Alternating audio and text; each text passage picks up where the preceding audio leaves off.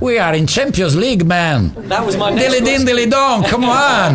Encara Messi, encara Messi, encara Messi, encara Messi, encara Messi, encara Messi, encara Messi, encara Messi, encara Messi, encara Messi, encara Messi, gol, gol, gol, gol, gol, gol, gol, gol, gol, gol, gol, gol, gol, gol, gol, gol, gol, gol, gol. Into Sheringham, and Solskjaer has won it. I will love it if we beat them. Love it. This is the Modern Soccer Coach Podcast with Gary Curneen.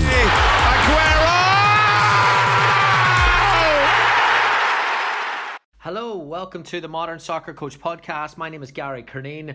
Joining us for this episode is Davies. He is a coach and tactical analyst, does a lot of great work online. The topic we are going to cover is game models, so I think you're all going to enjoy this one. Please let me know what you think at Gary Curneen on Twitter, at Gary Curneen on Instagram. A couple of quick announcements before we start. I've just come back from the Leicester City Tactical Insights course, and I've done a 14-page review of the presentations that day, along with my personal takeaways from each one. You can download that on the Modern Soccer Coach community platform, and when you're there, we have a new webinar coming up next week on the platform, and the topic is playing with a back three. So we've got some brilliant insight from some guest coaches on training with a back three, Sheffield United's overlapping centre-backs, a study on Wolfsburg, in and out of possession, and then where the vulnerabilities are in that system as well and how you could cover them. So to get access to the document and the webinars, go to modernsoccercoach.com/community and sign up. Easy to register, 2-week free trial, and then it's only $6 a month to get access to over 350 video exercises, weekly content, and monthly webinars. You get it all right away. So if you listen to the podcast and enjoy the content, please subscribe. Only $6 a month. Before we get started, a special shout out to our friends over at Sports Lab 360. If soccer IQ is something you think your team could improve upon, stick around at the halfway point to hear some information from the Sports Lab 360 team and a special guest. All right, over to Judah. Enjoy. Judah, thanks so much for joining me today on the Modern Soccer Coach Podcast. Excited to have you on finally. Thanks for inviting me. We're going to start on game models and we'll see where this goes. But, you know, from a tactical expert, an analyst like yourself who watches the game through that lens, how would you describe an effective game model? Just to start off with, I definitely don't consider myself an expert. Just get that out of the way. Simply someone who wants to learn, and I think I've been on that path for a long time, and I still am on that path, and I don't think I'll ever stop being on that path. But yeah, on the question, I think in the long run, an effective game model has to be measured in terms of results, really. So that doesn't just mean like, oh, do you win a certain percentage of games? It sort of means like, do you get the results you're aiming to get? So obviously the objectives for the Liverpools and Man Cities of this world are different to the Burnleys and the Evertons of this world, and as well to the like academies. So within like academy football, my objective might be like player development. So to get a certain number of players within a certain number of years towards the first team. So those are our objectives. So if we have a model for our academy and we manage to hit those targets, then I would say that's effective. And the same. So for Liverpool and Man City, do they achieve their targets? Do they win the league? Do they go far in the Champions League? And I think that's the most effective way in the long run to measure an effective game model. Yeah, stay with us, because obviously you're not Pep Guardiola and you're not sitting in Manchester City training facility, so you don't really know, and I get that. But do you see that the way City play football, and obviously they're miles behind Liverpool this season, do you see them tactically as having a successful season? Tactically, I think there's some differences which clearly which are there in the statistics in terms of particularly the defensive side of their game.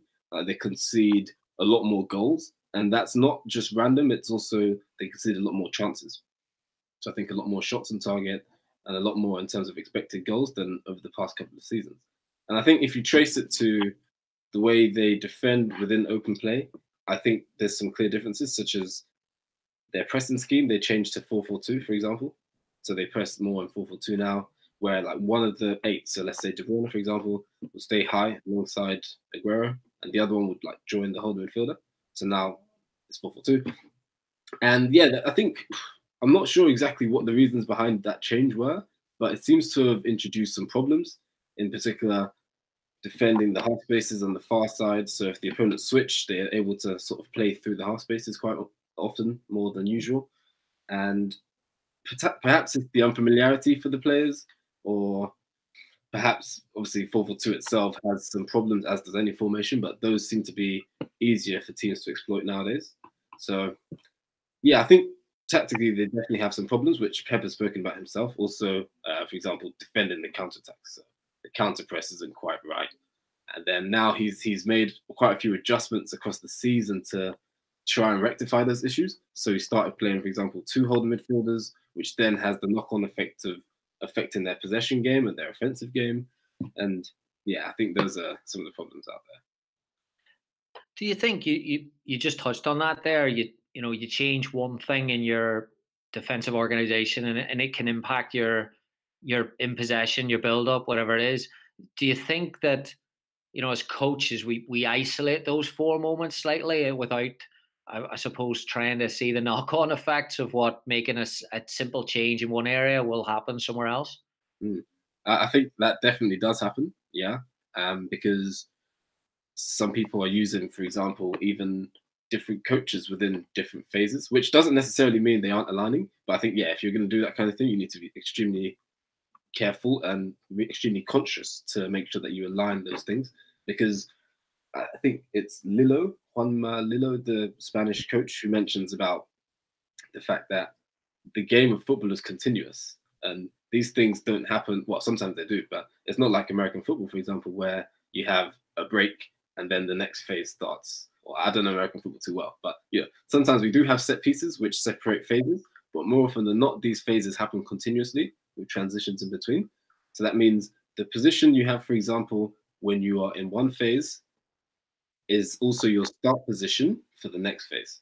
So that's just the obvious way to show that these things are linked. So we need to make sure that that doesn't happen, where we separate the phases too much.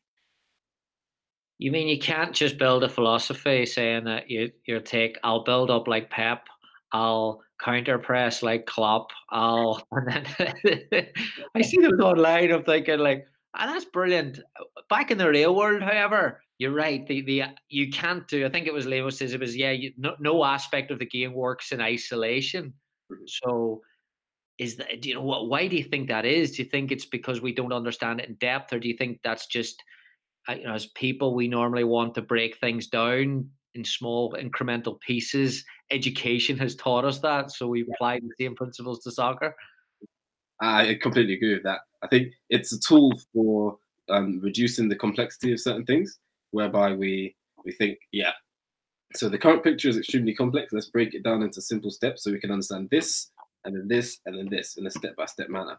Whereas, like, learning psychology tells us actually being confused is a good thing, because it means that your brain is going to be continuously working on these things to try and create the understanding. So rather than breaking things down, which, like you said, education has taught us, we should rather not be threatened by not understanding, and rather keep these things together and work towards a greater understanding of the things with the full complexity. We're moving now. This is the direction that I wanted to go. So how can top coaches' game models then differ from one to the other? Where do you see the people that are at the top? Where do you see them having big changes? So because I don't unfortunately have Guardiola's number to call an eye, but without knowing these people, I guess the precision in terms of their instructions and their principles and the way that they coach. So obviously that's a slightly different thing than the model itself. But like we spoke before, starting this, that actually there's a lot of consistency within the way they approach things from a psychological perspective, from a tactical perspective, and their coaching methodology. So I think they align these things all really well, but slightly separate to the question. So back to the game model itself, I think they are creating a very clear picture for their players by giving really precise instructions. But I think it's precision with a balance.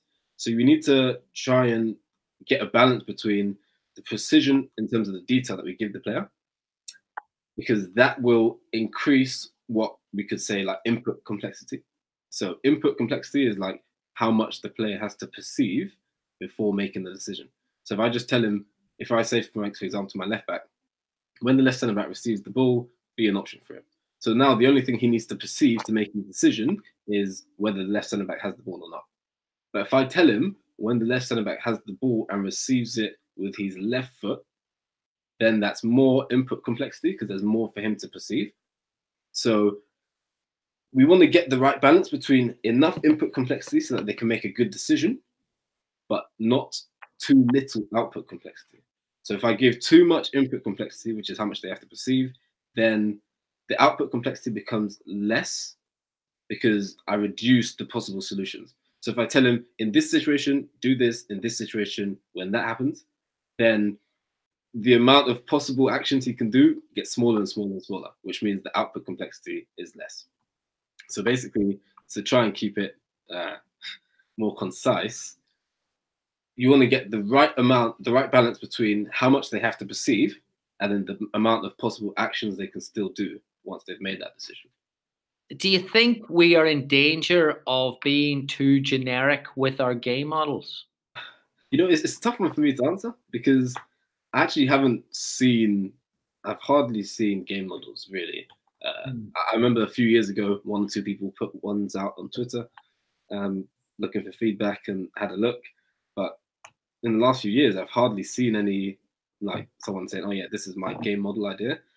So it's a tough one for me to say, but I think as with anything, there's always layers to it. So we can be more detailed, and the more detailed we are, then hopefully the idea is to reduce the confusion for the players. So when the players understand it better, then they can execute it quicker, and that allows us to be better, which I assume is what the top coaches are doing better.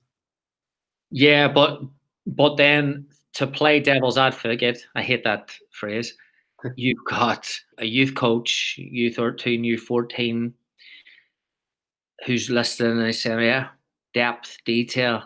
So then he's going on the training pitch tonight, or she's going on the training pitch tonight, and is pinpointing masses and masses amount of information.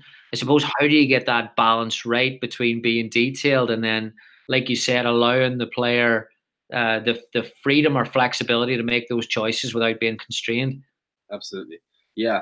That's one of the things. So the balance, basically. So not giving them too much to perceive so that there's still the flexibility for them to use what they perceive to make a decision. So we can be flexible in the way we give instructions. If we say, for example, make a movement in a way where this option is still open. So if I said to if I say to my left back, make a movement in a way where the left centre back is going to have 2 or 3 options. That's almost like a challenge for that player because he has to think, okay, so I want to make a move and make sure that this player still has 2 or 3 options to make. So I'll give him a coaching point because basically what I want is that my left centre back has 3 options to play. Now he has to try and perceive, how can I make this movement in a way where he has these options? So he can have a try, and then I might give him some feedback and say, okay, so you made this move, and in this moment, he only has 1 option now. So that player says, oh, right, yeah, that's true. So by making that movement, I've reduced this option. So now he has an experiment with these options. So he says, okay, I've tried this one, that didn't work, I try again, and then he gets feedback again, either from me or from the game itself. And then that way, we allow the players to flexibly interpret the instructions and the rules that we give them. So yeah, again, it's the balance between the inputs that we give them and then the output decisions that they have available. So along those lines, creativity, flexibility, do you think creativity is in danger of going out of coaching? Do you think creativity is almost frowned upon in coaching? We talk about it as players. We talk about our players want to have freedom and flexibility, but are we creative enough as coaches to find ways to teach that, to challenge that, to condition that? Yeah, possibly. Yeah, I think within some environments, it's possible that, and I think it's a tough balance to get because you want to have some consistency. Like if we take an academy, for example, you want to have some consistency in terms of the player's experience. So the player comes through as an under-9 player, and in an ideal world leaves as a, I don't know, under 18 or 23 straight to the first team.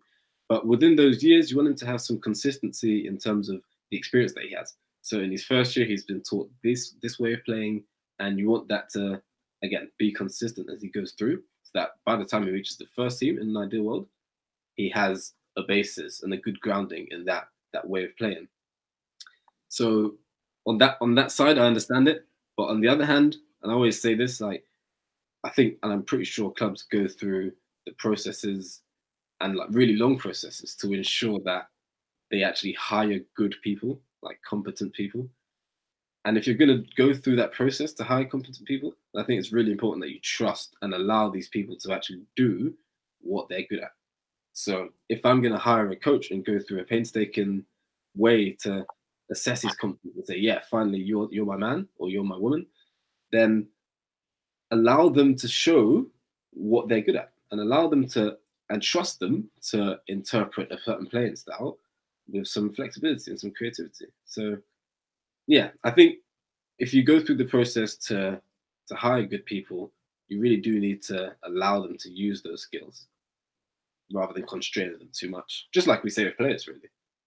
Oh, exactly like we say with players. That's where I think that, again, I mean, just my perspective, I just think that, say for a session design, for example, when you see sessions today that, and obviously people don't want to put everything up because, maybe they're reluctant to share, but I think the main reason for people not putting stuff up anymore is because people are tired of getting battered. So the safe option is to put a session plan up. It's got a 4v2 rondo. It's got a half pitch with 2 mini goals in the halfway line. And you can coach anything within that. And the same with 4v4 plus 3. Coaches love it because you can coach this and that and this. And yes, game realistic. But then if we repeat that every single week with our teams, are we then disengaging our players with our session design? Yeah, I think quite possibly. That's something that I've always tried to do, which is to try and use varied session design, even within like the same theme. So if I've been on, and that's not actually a way I work, by the way, but if I had been working for a month on, possession, like build up, for example, within our own half, to try and use different methods, to try and use different types of sessions rather than using always the same design, which, as you said, could be like a safe way to go. So I think it's really important to keep giving the players new stimulus, but one, for their motivation. So when they see something new, like the motivation is to try and crack it, like a new puzzle, basically. So, oh, this is new. Like, how do we do this well? So it gives them a new stimulus in that way. And if the player is motivated to play it properly and to learn what's like behind the game and to solve the puzzle, then again, it links straight. Motivation, learning, linked hand in hand. So better motivation, in turn, better learning. So I've always tried to give new stimulus with new session designs. But I think actually it's something, even within the same session design, you can really impact the stimulus with different methods. So, for example, competition. Like any coach will tell you, put competition in. Say by this time, the team with the highest points is going to win, and the other one has to collect all the equipment, for example. Like motivation levels right through the roof. Different coaching points. So obviously, if I focus heavily on build up with the possession players, and then the next week I focus heavily on the pressing players, then the whole feel of the session is different for the players, even within a similar session. And then other things such as like the rules, like conditions that we put in, we can really manipulate the same game to give the players new stimulus. So you could have a really, really good session plan. Again, context. It could be done for the 20th time that season with a coach sitting on the ball, disengaged on his phone or her phone, and it could be a flop. Or you could have a session design that is quote unquote unrealistic, but it could be delivered in a really competitive way that people could enjoy it, get something from it, paint some pictures, energize people, engage players, inspire players to do things in tight situations, and it would work. Exactly. I guess it's probably something you've experienced as well, right? Which is the perceptions within like your culture. So how do they perceive what you're doing from the outside? So do they think, oh, like he's doing something different here? Doesn't look like the game. So why is he doing it that way compared to the actual outcomes you're getting? I guess that's something you've experienced. Yeah, but I would always say, like, because it is branded about today, when you do have a different day, well, is that realistic to the game? And what I would say then is, like, what game are you trying to create? For example, build up play with two little say goals. Like, that's the lowest value. The easiest part of build up play, unless it's against a really good press, is getting out of your half. But if it's against a block, you're at the halfway line, pretty simple. Then you're still 50 yards from goal. So your value of passes is still pretty minimal. So why would you do a build up? So what type of game are you trying? So yeah, it might replicate a certain picture of the game. But for me, I think we're way too far in the other spectrum where we're judge and jury with this, to where we're sitting saying it has to look exactly like the game. And something that I looked at your Twitter timeline, and you've got I'd love to get this guy on. I forget his name. He does a lot of posts for Spielverlagerung, and Right. Is it? yes, but he's so creative. Like, different shapes, different sizes, different. But it just keeps the mind going. And again, I'm sure he must get. I didn't look at his timeline. He probably gets 20 posts per 20 replies per post. Hey, this is not realistic. But I always think that's if that engages a player to think and to play at like, that's what you want. And I just think we should back off a little bit for this here, because reducing the creativity of the coach. I mean, do we really want people to be copy and pasting the same session around the world? Yeah, exactly. And I think it is a good point as well when you say the session might not always look exactly like the game, which again that's one way of analyzing a session and evaluating it. But actually, if the particular actions within the session are very similar actions to those which happen in the game, or if it trains certain principles which are really important for the way I want my team to play, then it can have really good transfer into the game, which eventually is ultimately is the aim of coaching, isn't it? Yeah, and it can, again, that competitiveness, it can be aligned to different set of principles. But again, you've got this. I mean, what is game? So, for example, I go a different direction. Go to someone would. There could be a 3v3 game. Someone could prescribe a 3v3 game for a club. You could be playing 3v3, but that 3v3 will look different in a different culture. If their culture is right, that 3v3 game could be electric, could be fantastic. But a culture that's pretty mundane and boring, that 3v3 game will probably have one person goaltending in each goal and 2v2 players close to that there. And it's a standoff. And it's like, that's not game realistic. But that's where, again, I think some people have sold us a set of goods here. One size fits all. With respect to those people, they are highly intelligent and highly rich at this stage because they made a lot of money off it. But they've actually might have regressed coaches thinking, because now we're accepting that because they've said that, that's true. Yeah, exactly that. What are some coaches that you see inspire you with their ability to be a little different in their thinking? So funnily enough, I actually thought Moritz Klossman, because so obviously there's like some professional coaches, and I'll get onto that afterwards. But like, yeah, Moritz, in terms of the way he has variation with a purpose. So yes, like when you look at his tweets and the sessions that he releases, there's loads of variation in terms of the pitch shape, in terms of the size, in terms of the players, in terms of the rules, in terms of the number of goals and the positions of the goals. So there's so many like implicit tools which you can like vary and create different sessions with those. But the important thing is actually the purpose behind it. So what are the actions that I'm trying to get out of it? and how does that relate to the improvement that I'm seeking? So I think, like, when I talk to him about these sessions, or when I see him explaining it, like, it's really clear that yes, these are the actions I'm looking for. This is the purpose behind the certain constraints or the certain positions of the goals or the shape of the pitch, for example. So it's the variation with the purpose. That's someone that really inspires me in that way. But also there's others. Eddie Schmidt, for example. I think he's very busy now, for example, but he used to release like more in private messages and things, loads of different sessions. And I looked at it, I was like, wow. The concept foosball calendar that we did, I think 2 or 3 years in a row. Yeah. Like, so many excellent sessions there that I still sort of go back to sometimes when I'm looking for inspiration and think, yeah, like that's a really nice idea. How can I adjust this for my own session? Yanis Tasala is also releasing a lot of really good and creative session designs with, again, variation with a purpose.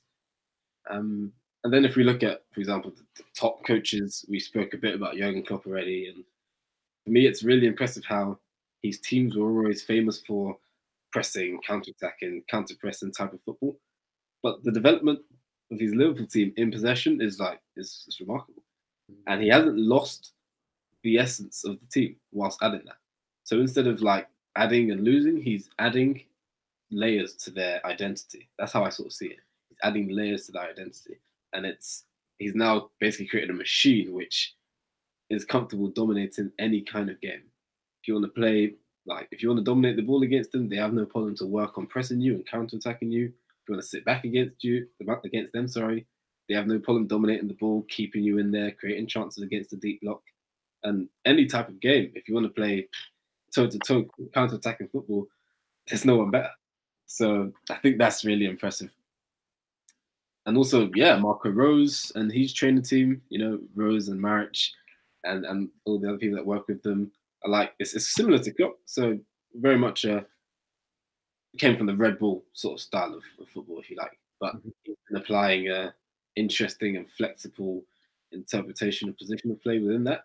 And within that environment, he probably had a lot of question marks, because Red Bull, not always the most possession happy type of culture. But to sort of bring that into that culture and have the success that he did, I think it's quite remarkable. Yeah. We'll just take a quick break here.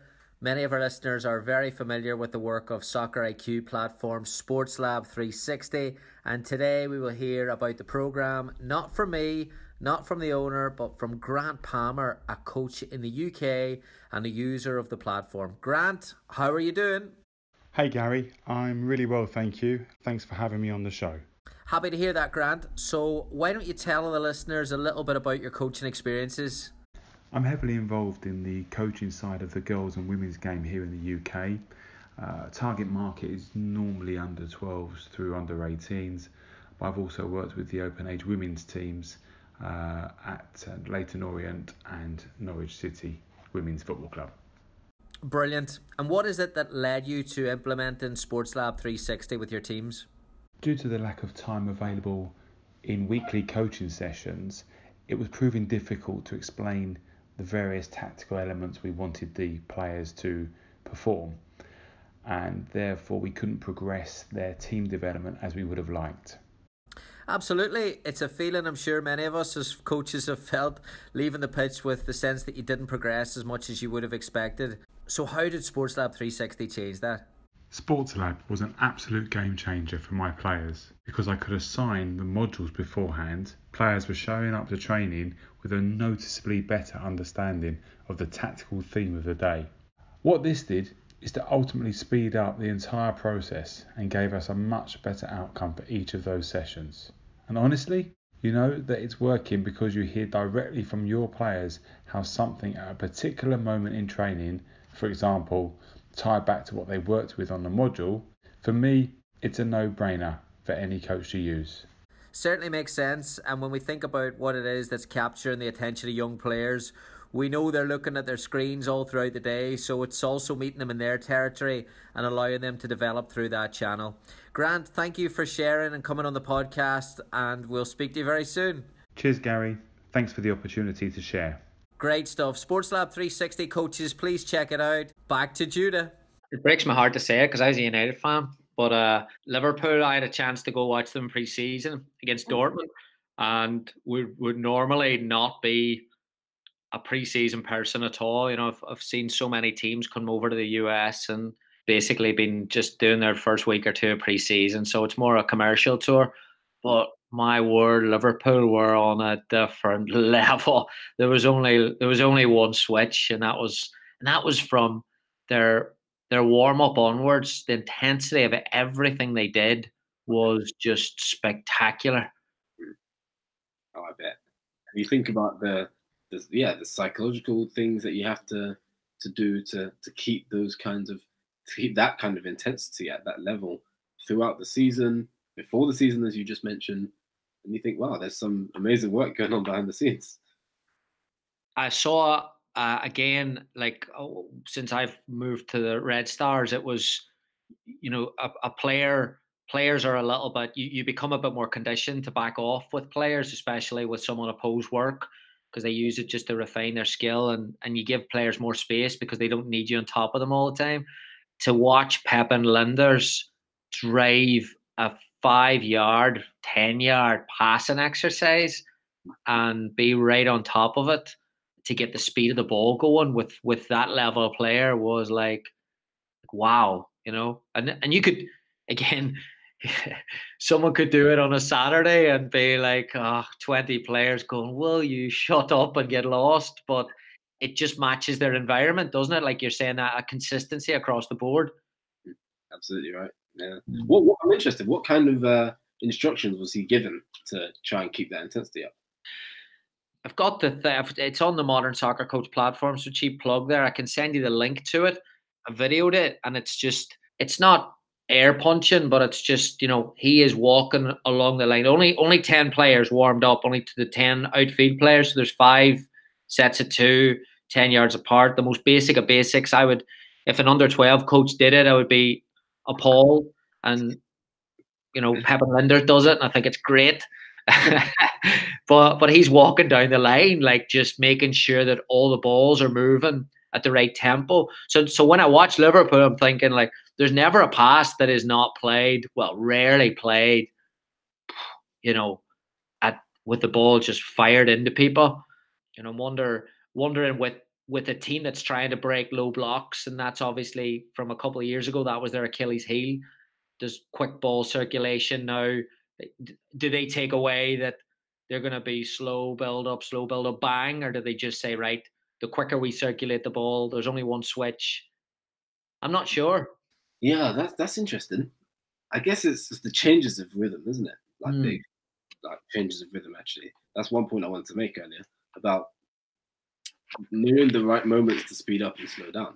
So sometimes you want to, slow down because we're trying to assess the opportunity, like where's the space going to open up? And we're probing, and then at the right moment, bang. Now we've, for example, created the advantage. Now we need to hammer it home and make sure that we don't lose it. That means extreme change of rhythm. Now we're going direct towards the goal. Quick combinations, quick dribbles, and that's really effective way to break down teams.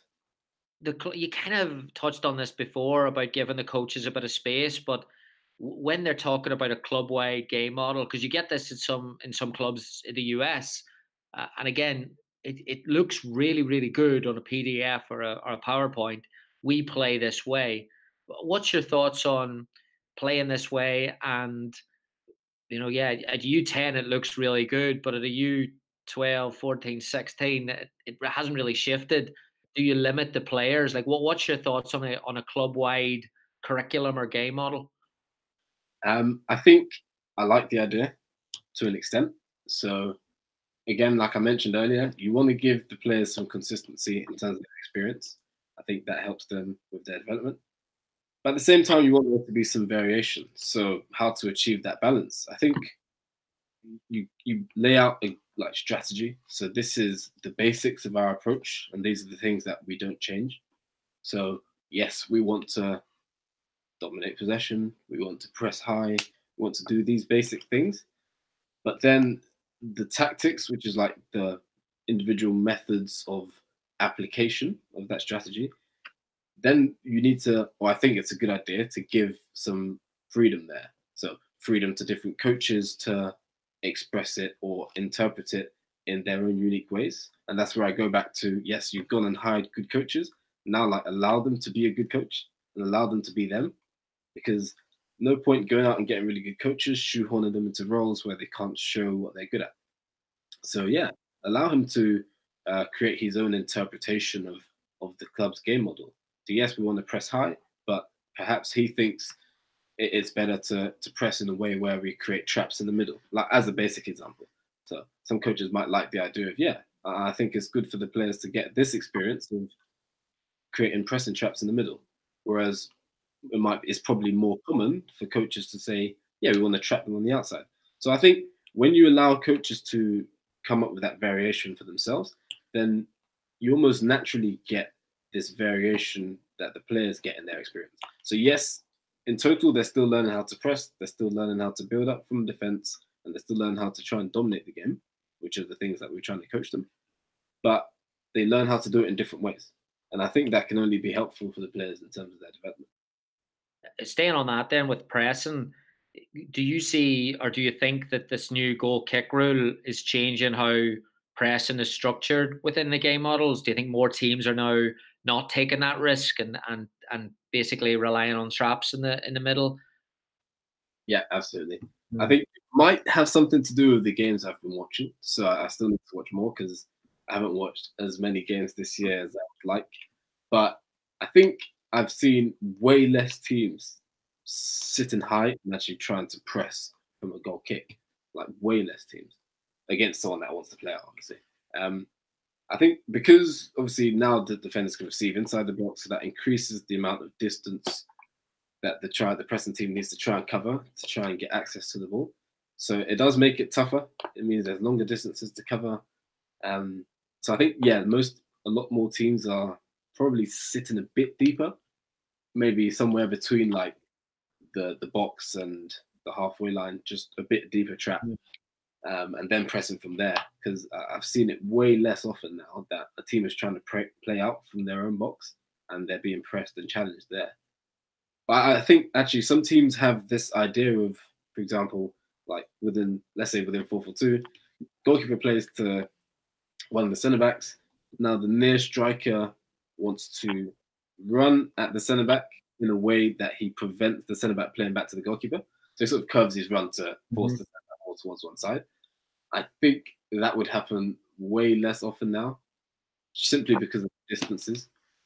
You just have to curve your run way more because the centre back's flatter. So that means you lose even more space towards the centre back. So he has more space to drive in towards the middle. So I think that type of pressing approach will work less often now. So that's like a really simple example of, yeah, a difference within anyone who would try to press.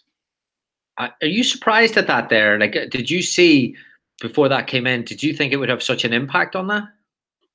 Yeah, to be honest. Not simply me. Like I just with some people and we're like, wow, like this rule makes it a lot tougher to press who are trying to play out. So I kind of guessed, yeah, more people will probably sit off now because I guess you could set your press from just behind the line of the box and still have a kind of similar effect. So it's like, okay, we're not going to challenge them in their own box. We're going to allow them to come just in front of the box and then we're going to press them from there. So it makes sense for a lot of teams to do that because if you want to try and press all the way into their box, you're going to lose a lot of compactness, basically. Their midfielder dragging you towards the box, then the distance between your midfield and your defense really, really opens up. So I think for some teams, they think, okay, no, we'd rather keep our compactness a bit and then press from a distance where we can stay compact. So I guess that it makes sense as a response, really. Yeah, I didn't think it would have such an impact. I thought teams would still be reluctant if they saw that forward standing on the edge of the box. They'd still be like, no. Or even if the forward, if they played it, the forward went. I didn't see. I saw like, well, it's an extra 10 yards, maybe 15 yards. But it's been. I can't get over how much it's been a complete game change. And I suppose you're watching games at level where the goalkeepers they do have, their feet are so good, aren't they, that they can receive back and then open it up and then expose where that space is because the compactness goes. Exactly that. Yeah. Imagine Ederson. Give him like 50, 60 yards, he can hit Sane, or he could play an assist for Aguero, for example. So, yeah, that's the thing. It's the key point you made just there, the fact that the keepers can expose that distance. Whereas in grassroots, for example, like some teams who try and play out from within those distances, if teams do press them high, then it's a bit tougher for them to expose the spaces simply because of the distribution differences, the power differences, and yeah. Okay, wrapping it up, how can an analyst who's coming into a tactical analyst comes into a club, and we love seeing it and we love reading about it, but I think that there's maybe a bit of a misinterpretation or misunderstanding. And a lot of these analysts are just doing data entry or simply editing video. How can an analyst, I suppose, bring new ideas to a club without being stuck in front of a computer all day? Well, I think the first thing, so if we take, for example, hiring a new person, let's say that's our start point. So you've hired a new analyst.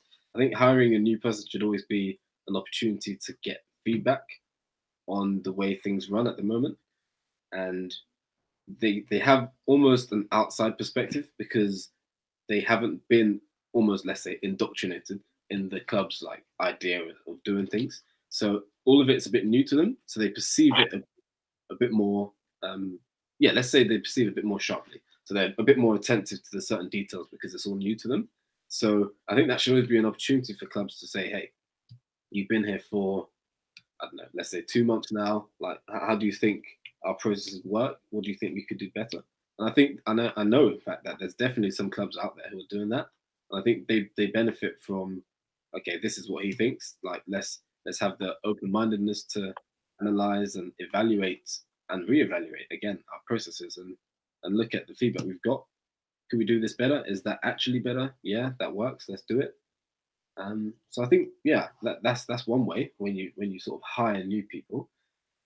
But if it's someone who's already been at the club for a while, it's maybe tougher for them to perceive the slight things which could be better, maybe. But on the other hand, it could also be easier because they know it better. So they say, and they know the idea behind it as well. That's one thing. So we know the idea behind why we do it like this, but we can achieve that same idea with a different way. So I think it's all about having the open-mindedness and the processes to have feedback and allow feedback, but not even just within their department, actually. So if you've got an analyst who has skill set in other areas, it could be in psychology, it could be in coaching and tactics, and allow them to like give feedback and give their ideas on different parts of the club. I think. What's your goal? You're obviously, you said you were finishing up your degree. What's the goal to get out of that there? Is it on the analysis side? Is it on the coaching side, psychology side? Wow, I try to think not too far in the future, actually. Right. Yeah, because I think it's Arthur Wenger who said, the past gives regrets and the future gives uncertainty. So the only time to be happy is to live in the moment. So I try and do that as much as possible. But yeah, absolutely looking to go into football coaching, analysis, one of these types of roles. I think I could use some. I could develop a lot in that kind of environment. So those are the kind of things I want to go into. What last one then for you? Where are you getting your reading? Where are you? I suppose you mentioned you haven't watched as much as you would have liked, probably with school in the past while. But like, I'm sure you're catching up on articles. And where's your go-to on social media to get all your tactical stuff? Social media. Wow. Twitter, definitely. There's a lot of people who are doing like good tweets on games. So Ishvan, for example, there's a lot of in-game stuff, which is nice and interesting. I also like looking at people who, are sort of doing it in different countries, so different leagues. So I know some people have started looking at Austrian Bundesliga, for example, which is quite nice to see some of the first team stuff there. Also the Championship. So obviously, like when someone like Marcelo Bielsa goes to the Championship, there's going to be interest there. So the names of the accounts don't come to me too easily, but there's football analysis, some of their authors. Also, the false fullback, like they do some stuff in German, which I learned recently.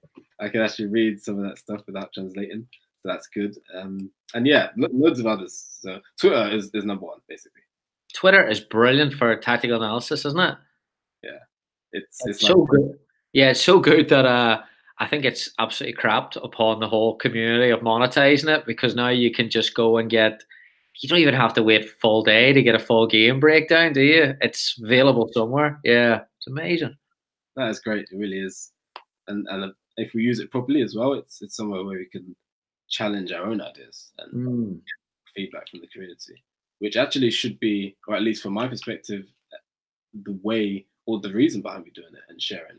So we share it not because like I want 500 retweets, but like I want to look at it and say, hey, like, did you think about this perspective? And I think, maybe I didn't, or like maybe I did, and yeah, have constructive feedback and conversations that way. It seems like the data and analytics community, that's a big thing for them. Even with StatsBomb, it's not about. I understand there are a lot of things that are under lock and key at certain clubs, but the community itself is about showing your work and challenging your, a school of thought or challenging ideas, and in a way that actually embarrasses general coaching, because we're on the other end of the spectrum that are, God, people are arguing over a bloody rondo, and these people are putting out work that is blowing it away. Yeah. Yeah. No, I do think that's a good idea. Sorry, good point. Even like earlier today, I read something which was a perspective on Liverpool's season, and it's like a lot of expected goals methodology has said like, oh yeah, Liverpool's quite lucky, they're overperforming their expected points and stuff. And there's an article which was saying no, that it's not luck, it's not this, and they looked at the game states and provided an explanation that way, saying actually no, this Liverpool team is dominating every game state. Whereas if you compare it to some other teams, like psychologically, maybe their heads go down when they're one goal down, which means they concede more. Whereas Liverpool, nope, like if they go one goal down, they don't even concede shots. When they're one goal down, they dominate the game that hard. So yeah, I looked at that. I was like, wow, yeah, that's a different perspective. And I think obviously there's some problems within it, like the way it was written, but I liked it. I thought it was interesting. So I think they're doing that quite well, to be fair. Brilliant. All right. Well, hey, this has flown by. Really appreciate it. Let's keep in touch. Wish you all the best as you finish up school. And yeah, let's get you involved in soccer and get you back in the podcast sometime. Yeah, definitely. Would love to. Absolutely flown by, like you said. Thanks for inviting me. Thanks so much to Judah for his time and his insight there. I hope you enjoyed it as much as I did. Yeah, game models are an interesting one for me to talk about and try to evolve the conversation about them. And I thought Judah did a brilliant job there. Probably, I think it was 3 years ago when we did the first Modern Soccer Coach Mentorship Program. Instead of submitting resumes, we asked them to submit basically coaching philosophies and examples of game models, and we got a lot of stuff in, and I was really excited to read them all and get stuck into them. And then after about the third or fourth one, I realized that they were all pretty much the same. Everyone wants to build from the back, everyone wants to press high in the transition phase, everyone wants to win the ball initially, and if you can't, hey, drop back and get reorganized. And that can be fairly generic and fairly bland. So what I've been trying to do for the last year or two is find a little bit more variance in game models and try and see who's doing things different. But a lot of it, I think, comes down to what Judah was talking about in that detail. And I think the difference in studying them is actually getting out on the pitch as well and getting an appreciation of how they all interact and how they all intersect. And theory is brilliant to say that, yes, if we can't win the ball immediately, we will go back and cover our own goal. But in practice, if you do that and you have an opportunity to maybe win the ball higher up the pitch, and then all of a sudden everyone takes off running, jogging back to their own goal, you're giving up 60, 70 yards of space. All of a sudden then you're running the wrong way. You're defending your goal as opposed to the halfway line, and the opposition are getting a much better look at creating an opportunity on your goal. It just baffles me and how we talk about this and kind of accept that without challenging exactly where we're going to win the ball. If we can't win it high, how are we going to win it higher? How can we keep them there? How can we force them backwards? You know, getting those questions, I think, answered involves a coach who is continually working out on the pitch with the players and experiencing these problems all the time. So I thought that was great when Judah was talking about the difference in the detail of the coaches. And I think, in order to get that detail, we've got to be looking at the game through a lens with a lot more depth than possibly we do at times, for sure. So really enjoyed that. Would love to hear your thoughts as always at Gary Curneen on Twitter, at Gary Curneen on Instagram. Please don't forget the Back 3 webinar is coming up on the Modern Soccer Coach platform next week. Get yourself involved, take a look. We'd love to hear your thoughts. modernsoccercoach.com/community. Thanks so much for listening. Have a great week. Goodbye. Thank you for listening to the Modern Soccer Coach podcast. For more coaching topics, sessions, and resources, head on over to Coach Curneen on Facebook or visit the website at www.modernsoccercoach.com.